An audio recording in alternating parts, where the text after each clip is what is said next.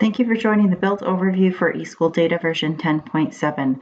Today we're going to go over a couple of the newly enhanced items included in this release. The first item that we're going to go over is an update to Guru Zap notifications.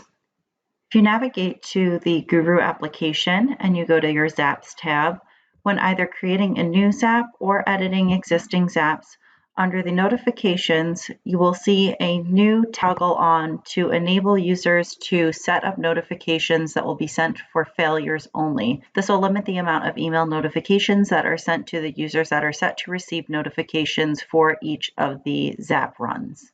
The next update is a new Guru profile. When in the Guru application, if you navigate to Profiles and add a new profile, under the entity type, you're going to see a new option for student medical condition. When using this entity type of medical condition and reviewing your import options, there are two different options. You can overwrite conflicting records or you can ignore conflicting records. When selecting overwrite conflicting records, the application is going to delete all existing records and create brand new records for all of the medical conditions. If you select ignore conflicts, then when the import is done, it will only import new records and it will ignore any exact matches. The next update is for state reporting.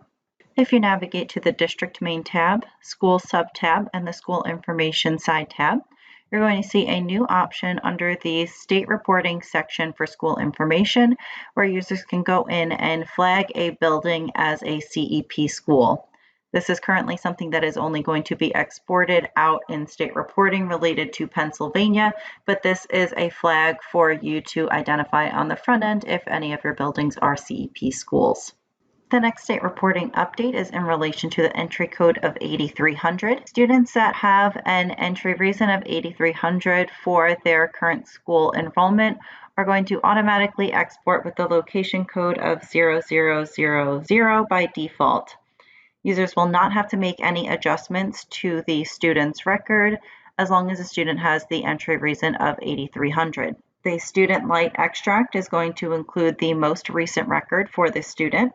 If a student has two enrollments within the same school year and the first enrollment had an entry reason of 8300 and the second enrollment has an entry reason that is different from 8300, the location code for the newest enrollment record is going to be used. The student entry exit extract will include both records with the relative location code. Additionally, within the student light extract, we have included columns 82 for the crisis disaster code and then 83 for the crisis name. The crisis name field is a free-form text field, which means that users will be allowed to enter any text that they desire. We do recommend that you try to keep this consistent across student entries so that when utilizing the student light extract, you can filter for similar reasons. That concludes the highlights for this release. Please visit the Release Notes tab within the Help site for information about Release 10.7.